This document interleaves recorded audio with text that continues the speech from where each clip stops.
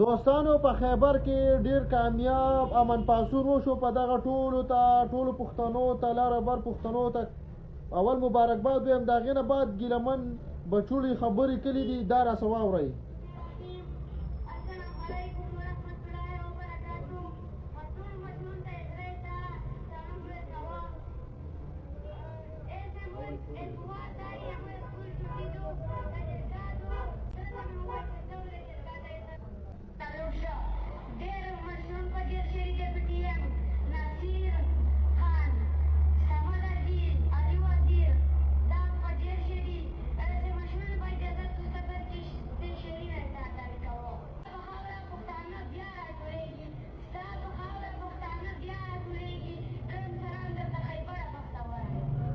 دوستانو دا د ګیلمن بچنګیرې وایي د باز د جالې نه باز بچی پاڅېږي. نو دا خبره بالکل صحیح ده. هغه به ویلل زه په مرګ هم د خپلې مبارزې نه شاته کېږم، خپل بچیان چې مې شهیدان شي نو بیا هم نه شاته کېږم.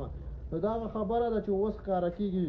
خپل سر یې هم په مبارزه کې وبیلو، د قام دپاره شهید شو، او اوس یې د هغه بچیان، کور، مشران، زنانه، مور او بچیان ټول مبارزې ته راوتلي. پښتنو تر خپل قام د مشرانو بیا خاص کر د منظور سره ونه ردېدې. په سلو کالو کې به بل داسې منظور به بیا ونی نه او د نالت او دغه شان د بېننګۍ ژوند د زنانو په غاړو کې بچیان پیدا کېدل، په لارو کې بچیان پیدا کېدل. سلو کالو پورې به پښتنو دا په موږ او تاسو مسلط وي. دا عذاب نور بیا خپله خوښه ده.